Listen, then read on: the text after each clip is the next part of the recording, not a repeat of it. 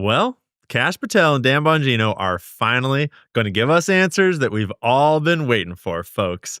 They're finally going to tell us all the hard truths. We'll also be going through the government's long history of running drugs all around the world and discuss Glenn Greenwald's leaked sex tape and who on earth might possibly want to blackmail and silence journalists. Welcome back to Candace.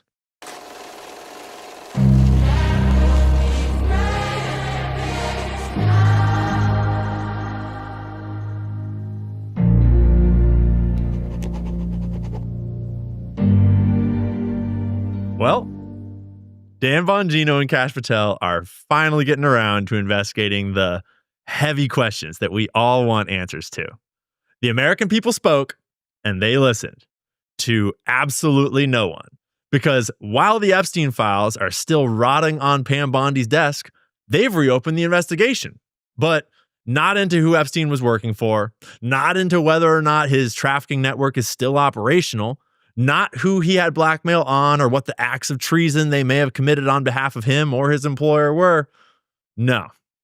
They've reopened the investigation into the bag of cocaine that was found in the Joe Biden White House on July 2nd, 2023.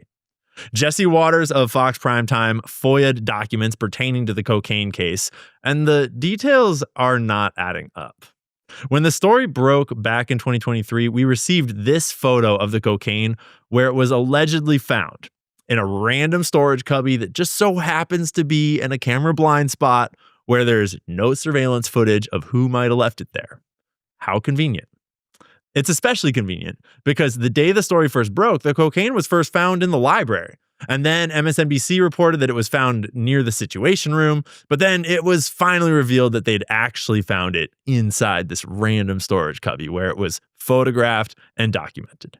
But the documents that Jesse Waters obtained, strangely, had the location where it was found redacted. So just to be clear, they told us where they found it, inside the cubby. They photographed where they found it, inside the cubby. But then they redacted it from the FOIA documents because where it was found is classified. What a weird coincidence. I'm sure it's just a mistake. And in fact, the wording in the documents reported on by Jesse Waters actually feels like a juvenile cover-up. It's almost like they want us looking at this. So here's Jesse Waters to help explain. When the cocaine was first found, they said it was in the library where the first family lives. We have a yellow bar stating cocaine, hydrochloride, and that's found in the library. Then there were reports that the cocaine was actually found outside the Situation Room. Now the investigation has progressed, and so they're saying the West Executive entrance, which, as you noted, is closer to the Situation Room. The Secret Service then said no. It was in a cubby with a lot of foot traffic around it. And yes, there are cameras, but that particular cubby was in a blind spot. How do you mistake the library for the Situation Room and the Situation Room for the cubbies? They told us they didn't find any DNA, but the documents say they did. Remember, the Coke baggies been blown up. The Secret Service took the evidence from Quantico and they destroyed it. They didn't want the FBI to have it. But there's more evidence that they didn't destroy. An envelope with 3 tubes of DNA. Where'd they get the DNA from? They got the DNA off the baggie. So the Secret Service lied, and so did the White House. They did find DNA on the baggie, and the DNA was processed and has been moved to an evidence vault for preservation. Well, President Trump has the best take on the whole situation. He just straight up said it. When he was asked who the baggie belonged to, he just said, well, it's either Joe or Hunter. It could be Joe. You got a clip of him. In my opinion, it's Hunter and probably Joe. Because, you watch Joe at the beginning of his speech, and he's got a little life. Not much, but he's got a little life. By the end of the speech, he's a disaster. He can't even find his way off the thing. So there's something going on there, and I wouldn't be surprised if it was for both of them. I think it's for both of them, but that's my opinion. Man, every time I look at old clips of Joe Biden, I feel like we have to do a dig into the whole CIA mask rabbit hole. But that's another day. About the cocaine, we obviously all know that Hunter had a serious problem with the pow pow. And just a quick reminder that if you want to know about some of old Hunter's various escapades while out nose skiing on the taxpayer's dime, you can see the content of his laptop at BidenLaptopMedia.com. Or at least you could. And then I was going back to grab some screenshots for this episode and noticed that it won't load anymore. The site is down and you have to go to archive.org. It turns out that the site went down somewhere in January of this year. Who knows? Maybe just a coincidence. So now, we'll come back to the White House's affinity for hard drugs in just a moment. But I want to take a quick detour for some of my favorite Biden family tinfoil that I don't hear discussed nearly enough. Because Joe Biden is a lifelong career politician that showed some real promise. And by promise, I mean that he wasn't very bright, even before he was senile, and he was the kind of puppet that the deep state could take all the way to the White House, which they did, obviously. But his family has all the hallmarks, is really the textbook case of being blackmailed. And I hate to kick a dead horse, but it looks to me like the Biden family may have had some Israeli handlers swimming in its midst. Keyword here is may. This thread that we're about to weave is mostly just speculation, probably all officially misinformation, but it's fun. And at least for now, fun is still legal on the internet. So sue me. We're going to do it. Because if you remember, Joe Biden had a non-loser, non-drug addicted son, Beau Biden, eldest son from Joe's previous marriage to Naylia Biden, who tragically died just 6 weeks after Biden was elected to the Senate.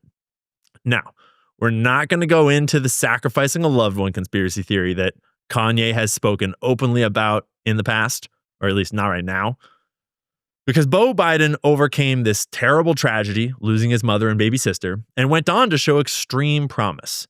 And he was the 44th Attorney General of Delaware when he died suddenly and tragically of glioblastoma.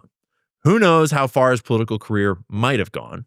And his grieving wife, Hallie Olivier Biden, then did what all grieving wives do and promptly started sleeping with her dead husband's brother, who was also nursing a presumably new and budding crack addiction. And yes, now we have headlines that read, Beau and Hunter Biden's shared ex. Awkward. So let's break this down. Hunter Biden, who was married and had kids, started sleeping with his dead brother's widow when they both have kids, when they've watched each other's kids grow up. Hunter hasn't even finalized his divorce with his own wife yet, and he starts sleeping with his sister-in-law. And yeah, he's grieving and lonely and clearly growing through a rough patch. Plus, once he starts smoking crack, we kind of all know that crackheads will basically do anything for a rush. But Hallie, presumably an upstanding Jewish mother, thinks, oh, look, a crackhead.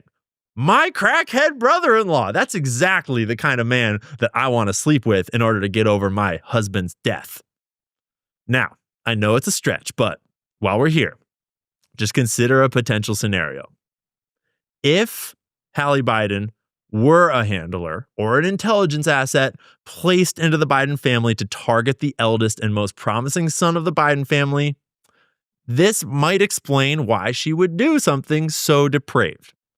If you had just had your incredibly fortuitous placement inside the Biden family ruined by some random cancer, that would be an incredibly delicate position to have been able to achieve in the first place. You don't want to just throw out all of that hard work. But hey, you could always get with the crackhead. Maybe that'll keep you involved in the family. Now, obviously, this didn't go over too well. And once the country caught on to the story, it kind of blew up into a huge scandal. No matter how much cover the media tried to run for them. Plus, at the time, Hunter is gallivanting all around the world, banging hookers on camera, smoking crack on camera. There are some truly disturbing photos and videos in these archives. But perhaps most disturbing, what I think is most disturbing, Hunter's entire camera roll is archived. And all throughout it, it's pretty obvious that he has duplicated a number of photos over and over again. You can see when this happens in a camera roll. I do this frequently when I'm making videos, and you'll see the same blocks of identical photos recur in different places all throughout the camera roll. Hunter Biden repeatedly duplicated photos of his child niece in her swimsuit. sometimes with her underage girlfriends in swimsuits too. Now, let's just say that there's only one reason that I can think of why Hunter would be repeatedly duplicating those sorts of photos specifically all throughout his camera roll. There are also a number of very sexual photos that she apparently shared with him. It's all really disgusting, and I'm not going to show any of the images here, obviously. If you want to go further down the Biden family sexual abuse of children rabbit hole, you can look up Ashley Biden's diary, videos of Joe sniffing kids, and look into the laptop for yourself. It's totally gross. But we're getting sidetracked from the sidetrack, so let's get back on course. Hallie, the widow of Beau Biden, is sleeping with crackhead Hunter. And that goes on for 3 years until 2019, when the scandal is just a little too scandalous. And so then, out of the blue, Hunter Biden meets this other lovely younger Jewish woman named Melissa Cohen. Melissa Cohen looks like this. She's a beautiful young blonde filmmaker from South Africa. And she sees this crackhead with no teeth and thinks, that's my guy. That's the dude I've been waiting all my life to sweep me off my feet. In fact, they fall so madly in love that they get married, get matching shalom tattoos, and in less than a week, they get pregnant, more or less immediately. Their son is born about 10 months after they meet. Now, obviously, this is speculation. There is no proof or evidence of these connections that I'm drawing, and it is entirely possible that I am wrong and Melissa Cohen really does just love 50-year-old crackheads who are fresh out of relationships with their sister-in-laws. But here you have a family, like the Kennedy family, that is objectively a prime target for any and every intelligence agency out there. We know for a fact that Hunter was collecting massive amounts of blackmail files on himself at the request of someone. He says as much in some of the videos on the laptop, though he never specifies who exactly is coercing him into filming and photographing all his behavior. It's pretty clear that he's not just doing it all for the funsies. Hunter allegedly had 3 or 4 laptops of blackmail material collected, and he speaks about this in some of those videos, but he just happened to drop this one off and forget about it at some random repair shop, which to me almost sounds like a cry for help or some sort of attempt to get out from under the thumb of his blackmailers, but who really knows? Beyond the laptops, though, we have 2 different Jewish women in the Biden family, both acting in very suspicious ways. First, Hallie, who seems desperate to maintain a position in the family and is willing to sleep with her crackhead brother-in-law to do so. Who knows what role she may have played in his addiction or the blackmail, but then Melissa Cohen picks up right where Hallie left off and locks our boy Hunter down the moment that Hallie has to step out of the picture. I mean, when you look at an aging man like Joe Biden in the 2010s, a man at the end of his career, what do you think would be the most effective way to control a man like that? His last living son? His grandkids? Lord knows what they might have on Hunter beyond what has already come out. Do you think they could have videos of Hunter raping a child when he was blacked out on a cocaine bender? Because based on Hunter's own testimony and what we see on the laptop, that would have been the easiest operation you could have ever pulled. It would have taken 0 skill. You could have literally just found him halfway through a bender and told him you had more drugs and girls back at your place and Bob's your uncle. It's entirely within the realm of possibility, even probability, that someone has the kind of blackmail on Hunter that could lock him away in prison for a long time. We know that Israel has targeted the president of the United States before, like when Jeffrey Epstein visited the Clinton White House 17 times. Now, look at Joe Biden's presidency.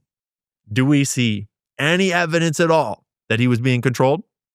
Is it remotely possible that perhaps he was taking orders from someone who had powerful blackmail over him or his last living son?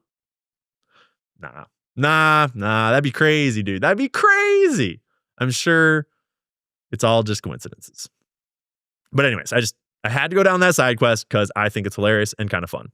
It's also super tragic. But we were talking about the cocaine that was found in the White House, and I thought now would be a great time to remind us all that the White House, or more particularly the deep state, has always had quite a thing for narcotics. But before we do that, let's take a quick break from all the seriousness for a couple words from our sponsors. I want to take a moment to tell you about Take Lean. You're going to think I'm talking about weight loss injections, but I'm not. These remarkable weight loss testimonials came from a doctor-formulated weight loss supplement called Lean. Patty S. said, I finally found a weight loss product that works. I wanted to lose 20 pounds, and lean really curves my appetite.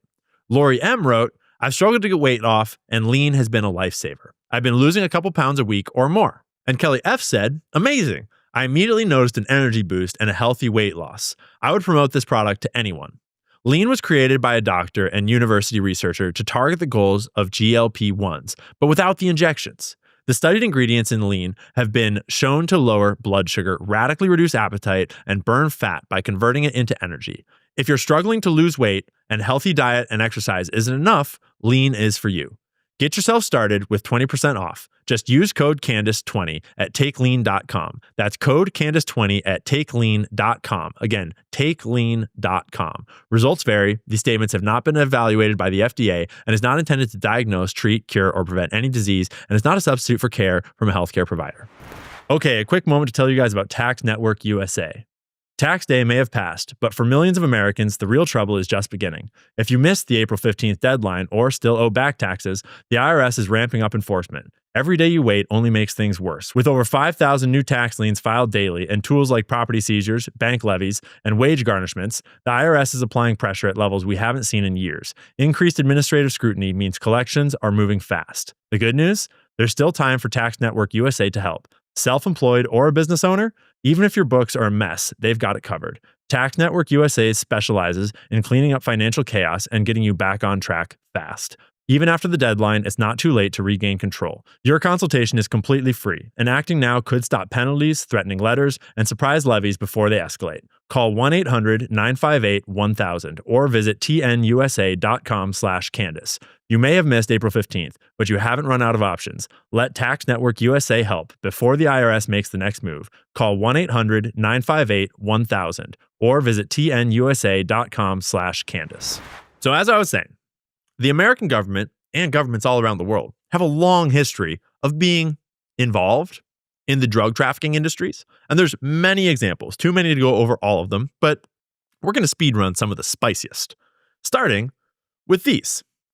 These are documents detailing how George H.W. Bush worked with Richard Helms, then the director of the CIA, and others to smuggle heroin in the Golden Triangle during the Vietnam War. They allege that not only were they running the world's largest heroin smuggling operation abroad at the time, but that they were making a lot more of their money by selling the smack directly to American soldiers fighting in Vietnam.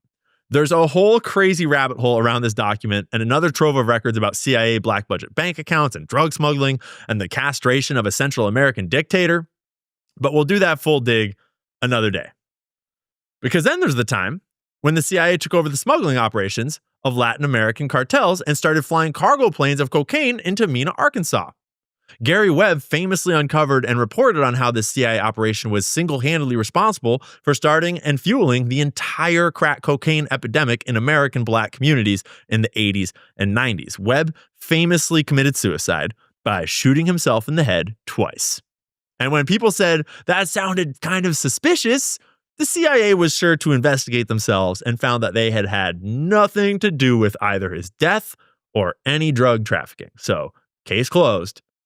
Then, more recently, you have Afghanistan.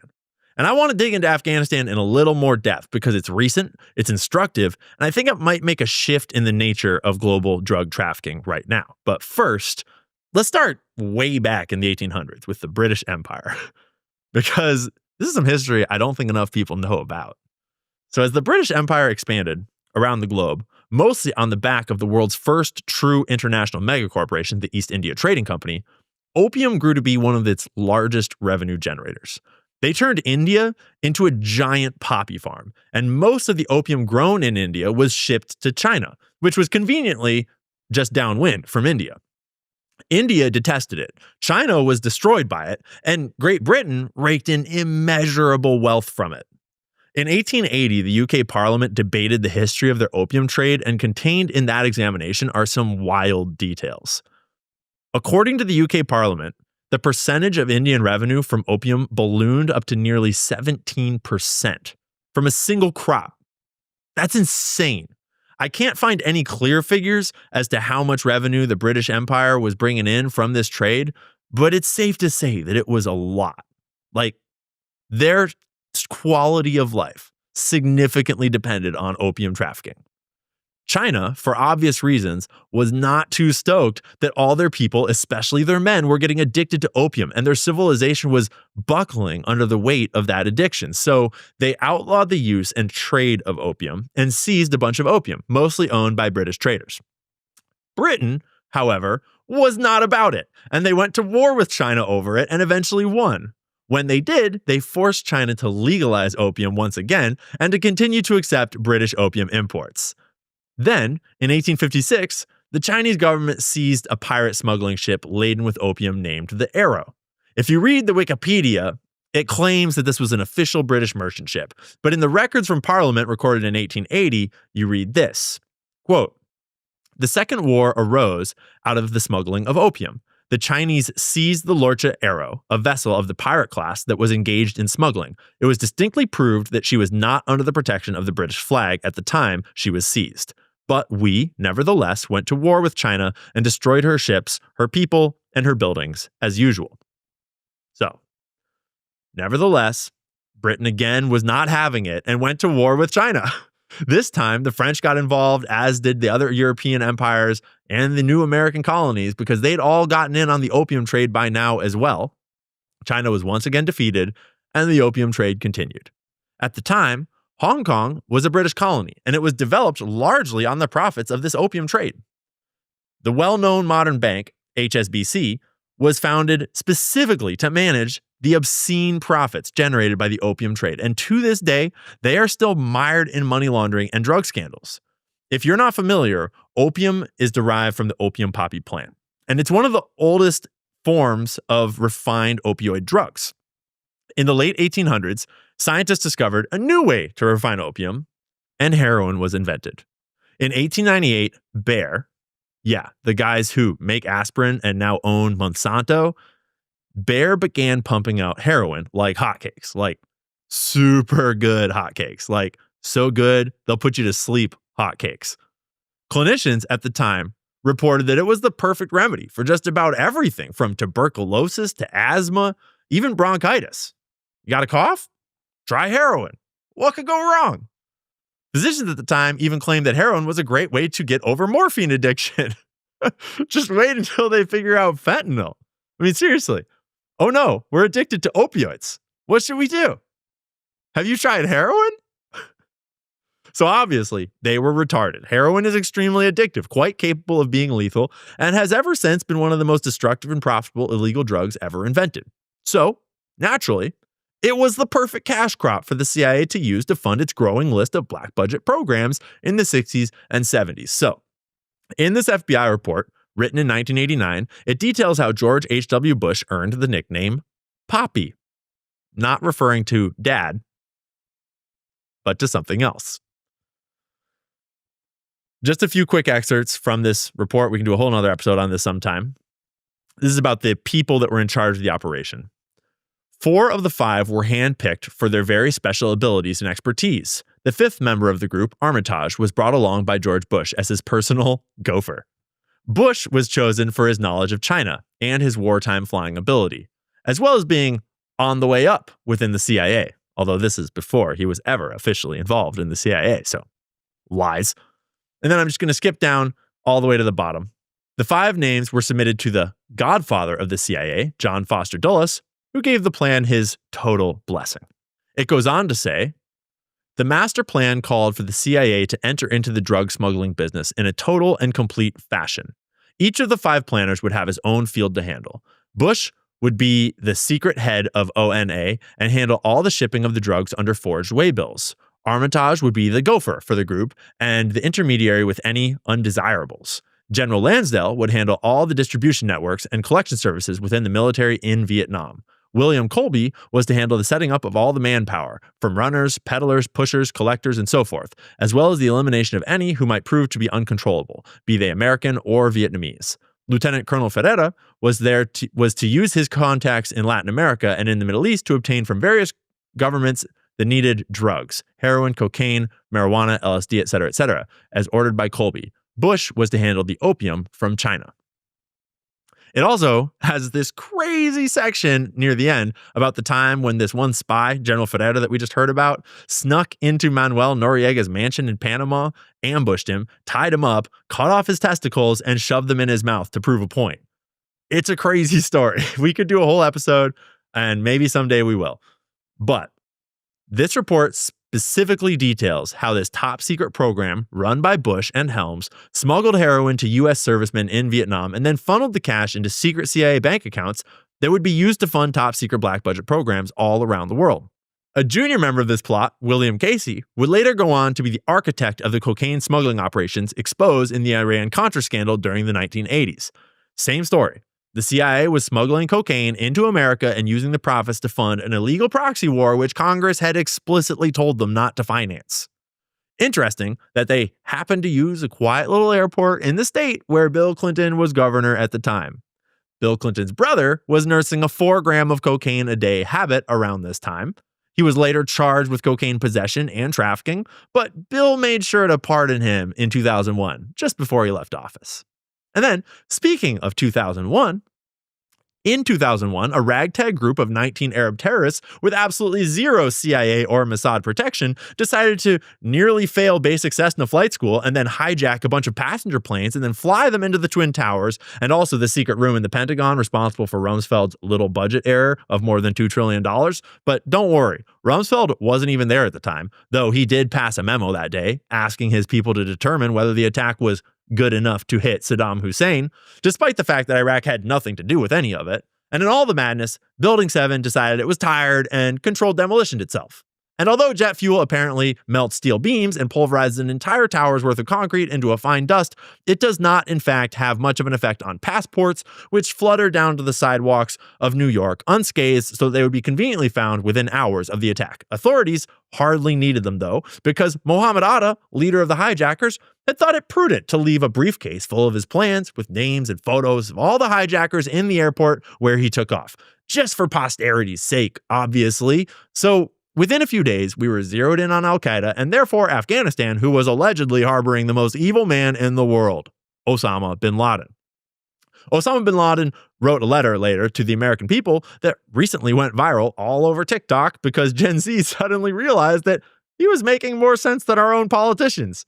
As soon as it went viral, it was pulled down from The Guardian, where it had been hosted for years, and then an internet-wide censorship campaign was launched.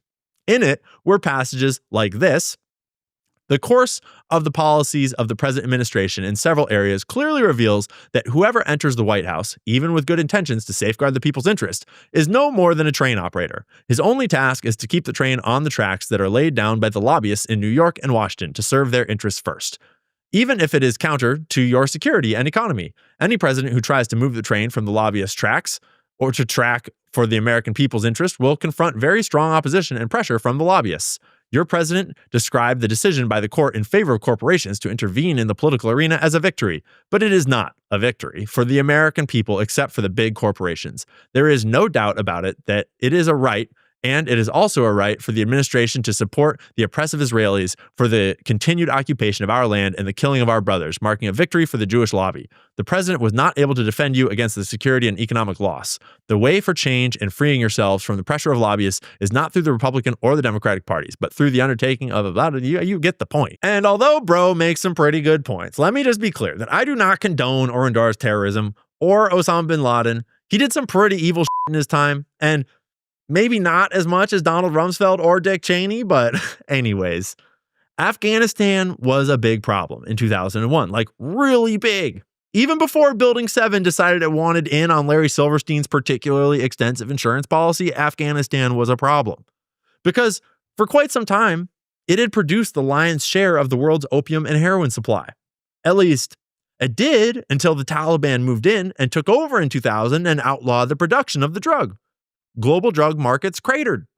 Then, conveniently, the very next year, the country was overrun by U.S. Marines that promptly were ordered to help rebuild the country by guarding newly planted opium fields. By 2002, opium production was back, and in 2004, it was reaching new heights. Heroin and opium production continued to rise from there until it peaked at record highs in 2017 before leveling off. Then, In 2022, Joe Biden ordered a sudden and chaotic withdrawal, an absolute national embarrassment and a crime against both the Afghan and American people who had fought for 2 decades in a meaningless and pointless conflict that cost thousands of Americans and millions of Afghani lives. And then, conveniently, U.S. troops were ordered to leave all their military equipment there for the Taliban to seize, almost like the U.S. government was intentionally arming terrorists. Now, where have I read about that before? The very next year, after the Taliban took control of Afghanistan, opium production cratered back down to record lows and has remained there ever since. It's almost like the U.S. government has given up on its long-standing tradition of overseeing global heroin trafficking. But let's rewind and talk about the opioid epidemic for a moment, because in it, I think we will find the likely reason for this apparent change of course. The opioid epidemic, often considered to have begun in the early 2000s, one might even suggest in 2001, has cost more than 500,000 American lives and well over $1 trillion.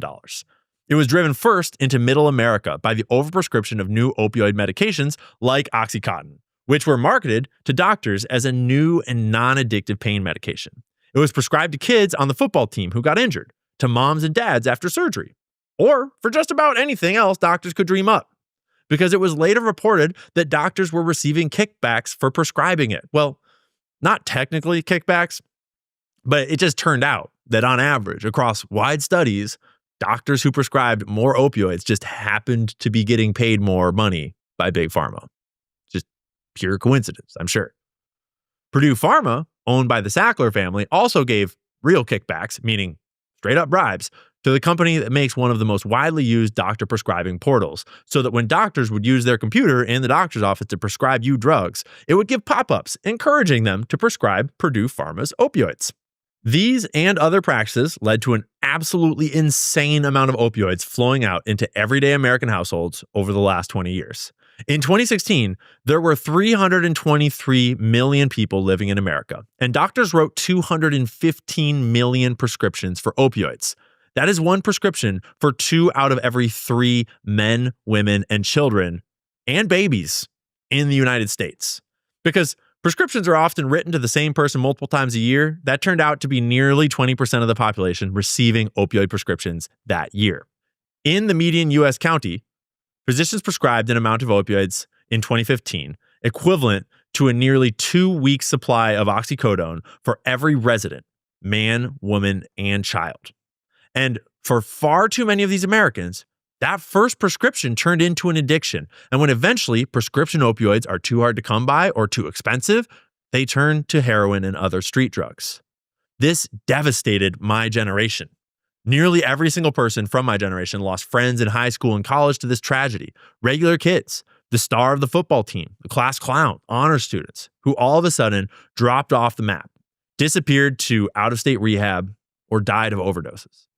The tragedy of the opioid epidemic is hard to overstate and was made all the more tragic because it was being prescribed by doctors to otherwise successful and average people, not to drug addicts, not to dropouts, not as a last step down a long descent into degeneracy. The doctor's office itself became the gateway to the destruction of families and of lives. And during this time, Afghanistan was by far and away the leading global supplier of the opium used to make these drugs.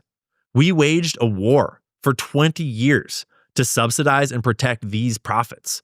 American soldiers guarded these poppy fields while the opium derived from them was shipped home to addict and kill their own friends and family members. But then, something changed.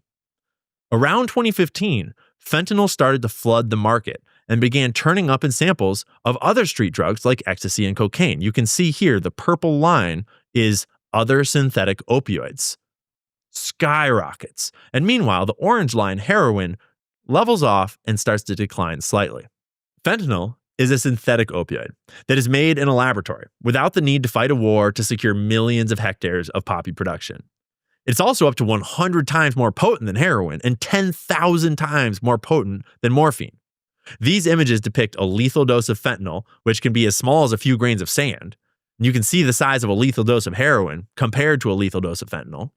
So now this stuff is being mixed into other street drugs to make them feel more potent. And kids are dying from overdoses when they think they're taking something else that is, at least in the grand scheme of things, relatively harmless. How strange, though, that we are no longer interested in Afghanistan and their poppy fields right as the heroin market is cracked open by this new synthetic opioid that makes poppy cultivation essentially obsolete. Must just be a coincidence, huh? Sort of like that one time back in 2019 when a cargo ship owned by JP Morgan Chase was seized with 20 tons of cocaine on board. The estimated street value of this shipment was over $1 billion. It was the largest vessel ever seized in Border Patrol history. And so, you might say, our federal government sure is taking this drug trafficking thing seriously. But you read more closely and you learn how the world really works. JP Morgan leased the boat to Mediterranean Shipping Co., absolving JP Morgan of any liability for the boat's crew and cargo. Mediterranean Shipping Co. said, quote, unfortunately, shipping and logistics companies are from time to time affected by trafficking problems. Correct. It is a big problem when you get caught transporting more than $1 billion of cocaine, but not so big of a problem that the corporation is going to be investigated at all. No. Instead, a few of the crew members were charged with cocaine trafficking charges, but obviously the shipping company could never have known that this was happening, so why even investigate them? JP Morgan obviously had nothing to do with it either. But then, you remember that one time when Jeffrey Epstein was referring billionaire and other influential clients to JP Morgan Chase for banking services, and it turned into a whole scandal? I mean, why did the Obama White House counsel even know him, let alone talk to him? Because, when you read a little deeper, you'll learn that she was referred to JP Morgan by Epstein in February of 2019, just 4 months before his arrest on federal child sex trafficking charges. 4 months. This referral came 6 years after JP Morgan claims that it cut all ties with Epstein because of repeated red flags on his account. All the big banks are dirty as heck. There are reports every year of banks being caught laundering money for the cartels and traffickers. But there are never reports of criminal investigations or any accountability. They just pay a few small fines here and there and keep doing business as normal because these people are not like you and me. They are the ownership class, the political class, and the banking class. We are raised to believe that we live in a just world, that our government are the good guys, and that those terrorists and drug cartels and criminals out there are the bad guys. But that couldn't be further from the truth. Why do you think you've heard of Colombian drug kingpins going to prison for cocaine trafficking, but no one ever even suggested doing the same to the director of the CIA when he was overseeing smuggling operations? Why do you think Obama's counsel was apparently pals with Jeffrey Epstein, but no one thought to look deeper into that connection? For the same reason why JP Morgan and Mediterranean Shipping Co. were not even investigated over the cocaine bust on their boat, because they run the show. These people are the deep state. And when corruption has seeped this far into the American government, they're playing on friendly turf. The corporate, government, and intelligence agency playbook is designed in this exact way to create plausible deniability.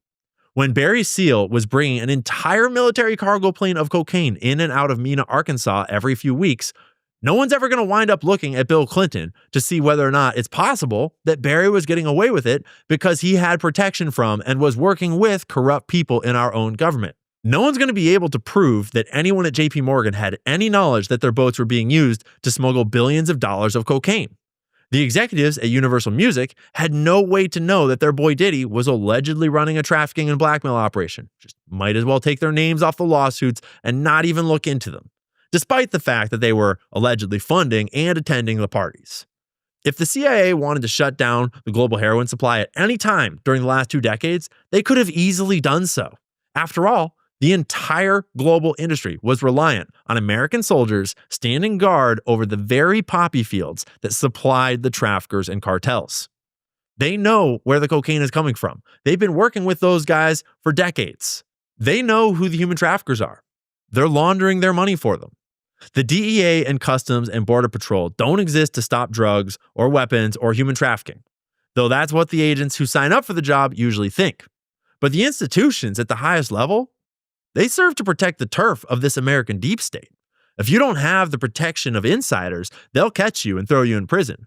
But if you run your drugs on JP Morgan boats in and out of friendly ports, to and from deep state assets, well, how many boats like this one do you think brought their shipments in undetected before some uppity agents happened to step out of line and catch this boat. My bet is that it was a lot of them. Because whether it's cocaine or heroin or children, it's all the Truman Show.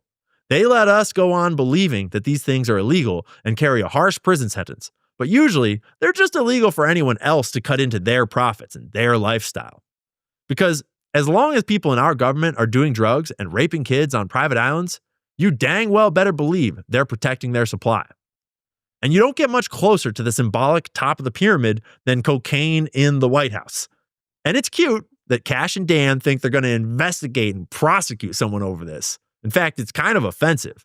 Because while these guys are chasing around a little baggie of coke that we all know could have been anyone and everyone in the Biden White House, the Epstein files are still just sitting on Pam Bondi's desk, collecting dust.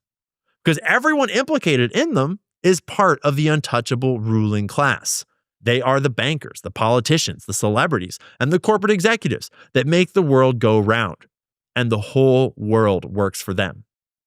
And now, we've got a blackmail sex tape scandal to discuss. But first, I want to take a break to mention one of our sponsors.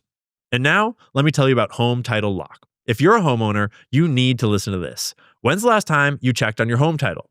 That's the legal proof that you own your own house. If you're like me, the answer is never. The problem is, in today's AI and cyber world, scammers are stealing home titles, and your equity is the target. Here's how it works. Criminals forge your signature on one document, use a fake notary stamp, pay a small fee with your county, and boom, your home title has been transferred out of your name. Then they take out loans using your equity or even sell your property. You won't even know it's happening until you get a collection or foreclosure notice. That's why you need to stop what you're doing and find out today if you're already a victim. Use promo code Candace at HometitleLock.com/Candace to make sure your title is still in your name. You'll also get a free title history report plus a free 14-day trial of their $1 million triple lock protection. That's 24/7 monitoring of your title, urgent alerts to any changes, and if fraud should happen, they'll spend up to $1 million to fix it. Go to HometitleLock.com/Candace now. Use promo code Candace. That's HometitleLock.com/Candace with promo code Candace. So, last week, X was momentarily flooded with a sex tape scandal surrounding legendary independent journalist Glenn Greenwald. If you're not familiar with Glenn, he's been in the game since about 2003, when a lot of us were still learning to write in complete sentences. He's contributed to some of the top anti-corruption stories of all time, including being one of the primary journalists to receive and publish leaked documents from Edward Snowden. He won a Pulitzer Prize for his work on the Snowden story. He went on to be one of the founding members of The Intercept, where he was a key player in receiving and reporting the first leaks of Hillary Clinton's email server that eventually exposed a whole archive of criminal activity in Libya, Haiti, as well as the infamous Pizzagate emails that were eventually published on WikiLeaks. He reported on a major corruption scandal in Brazil, exposing members of the Bolsonaro government, including judges and prosecutors, of corruption in attempts to rig elections. He criticized Bush, he criticized Obama, and he criticized Trump. Then, in 2020, when editors at The Intercept tried to censor his reporting on Joe Biden's corrupt dealings with China and Ukraine, rather than acquiesce to censorship, he left the publication that he had helped to found. Instead, he went independent and quickly amassed one of the largest audiences of anyone in the space. All throughout his career, despite being Jewish, he has criticized the government of Israel over the military policies and intelligence operations. He has been deeply critical of their treatment of Palestinians since long before October 7th. And then, last week, he scheduled to sit down with Tucker Carlson for a podcast. And the day before the episode aired, a private sexual video of him was leaked online. I'm sure that the timing was just a coincidence. I'm sure it was just some random disgruntled kids that hacked his phone or computer and leaked it all on Twitter. Probably not a foreign government or intelligence agency trying to embarrass and silence him. Now, I didn't watch the videos out of respect to Glenn. Glenn is a grown man, and based on the conversation online, I could tell that there was no kids involved. Glenn's gay, and we've known this for a long time, and so the videos were just meant to embarrass and presumably to just occupy the conversation around him. Glenn put out a statement that was exceptionally well worded that I just want to read. Quote, "Last night, videos were released online depicting behavior in my private life. Some were distorted and others were not. They were published without my knowledge or consent, and its publication was therefore criminal. Though we do not yet know exactly who is responsible, we are close to knowing, and the motive was a maliciously political one. As for the content of the videos, I have no embarrassment or regret about them. The videos depict consenting adults engaging in intimate actions in their private lives. They all display fully consensual behavior harming nobody. Obviously, it can be uncomfortable and unpleasant when your private behavior is made public against your will. That's why the behavior is in private in the first place. But the only wrongdoing here is the criminal and malicious publication of the videos in an attempt to malign perceived political enemies and advance a political agenda. Others are, of course, free to form their own judgments, as some are prone to do about others' private lives. It won't change my work. I will continue all the many prongs of my journalism and pursue the causes most important to me, exactly as before. And basically, the entire internet shared the same sentiment. We don't care. Glenn Greenwald is one of the most impactful independent journalists of our generation. What he does in his own bedroom with consenting adults is his own business. Some of the comments underneath Glenn's post were both hilarious and awesome to read. Cernovich, a slightly more serious take here. Glad that I've been out of the loop and missed this. Sorry you've been targeted in this way. Showing moral courage is important because blackmail only works when people live in fear, which is what the powerful want and demand via other coercive ways. The Hodge twins just said, "You wild as hell, Glenn." And even Andrew Tate weighed in, saying, "F him, keep up the good fight." Andrew Tate is normally the first guy to call someone a faggot. And here he is, supporting Glenn Greenwald, because we all get it. Journalism needs to stand up to stuff like this, because once they're doing things like this to journalists, where does it end? That post has been viewed over 22 million times. And ironically for the leakers, the story has been a huge backfire. Not only did the world not care, but it also exposed a dark and important truth about today's media landscape. The world is run by blackmail, and it's not just politicians that will be targeted. They, whoever they are, will do just about anything to just about anyone who threatens them to try to silence the truth, uphold their narrative, and maintain power. I've been wondering for some time now if we would start seeing blackmail of independent media, and now, thanks to Glenn Greenwald falling on this grenade for all of us, we have proof. The question we should all be asking is how many other people in independent media might be controlled by blackmail that has not been released? How many people out there would not have the spine of Glenn and rather than suffer embarrassment, would change their reporting, do their blackmailers' bidding, or compromise their values? And to be clear, so far, we don't know who it was that hacked and released these videos. We don't know who might want to embarrass or silence Glenn Greenwald. At least, we don't know for sure. But personally, I have my own suspicions. And if you want evidence to help you decide who you think is trying to blackmail journalists, you should go watch Glenn's interview with Tucker and think for yourself. For now, we'll just show a brief clip from the interview that I picked out. Totally at random, obviously. In 2022 and 2023, there were a bunch of MAGA people who were opposed to the funding of the war in Ukraine. And some non-MAGA people too, like RFK Jr. And I was obviously very opposed to it from the start. You were too. I went on the show many times to talk about that. And I had a bunch of them on, like Matt Gaetz and Marjorie Taylor Greene and RFK Jr., a lot of them. And I always had this same plan. I would ask them, like, why are you opposed to having the U.S. fund the war in Ukraine? Like, don't you want the U.S. to stand up for Ukraine against Russia? And they would all say, this isn't our business. This is on the other side of the world. It doesn't affect my constituents. Our communities are falling apart. We have fentanyl addiction sweeping our communities. Nobody has jobs. Nobody has healthcare. Our country is falling apart. We don't have the money to keep sending to foreign countries. And it's outrageous that we keep doing it. And they would be very passionate and very adamant. I would encourage them to keep developing that idea. And they would say all those things with which I completely agreed. And then my next question was always, do you apply the same rationale to the United States funding the Israeli military and Israeli society and Israeli wars? And they would all stutter to try and distinguish why it was that they had one view for Ukraine and a very compelling rationale, but then had to say, oh no, Israel is different. There's this attempt now to impose on colleges, require colleges to adopt, but also enact into American law, this radical expansion of what anti-Semitism means. Like there's laws that say, here's what racism is, here's what, xenophobia is, here's what Islamophobia is, misogyny, whatever, to expand the definition of anti-Semitism to include statements not only about Jewish people who should be subjected to critique. Like you should be able to say, that Ben Shapiro seems to care quite a lot about Israel, maybe even to the point that he cares about it more than the United States. Like you should be able to express that critique. But the other thing is you cannot say, this is just one example, you cannot say Israel is a racist endeavor. You can say Iran is a racist endeavor. You can say Hamas is a racist say endeavor. You can say America the United is. States is a racist endeavor. You can say anything you can be a student at a school a month away from completing your PhD with a completely clean record, and you can write an op-ed saying, I think America is a country of violence and imperialism and evil and was founded on racism, and you'll be totally fine. You write an op-ed, 1/10 of those criticisms, but about Israel, and ICE is coming to get you and to deport you. So don't pay any attention, obviously, to any of those points that he's making. Don't argue those arguments at all. Don't address the facts or the material of the concerns. Instead, you should pay attention to the scandal. Pay attention to the sex tape.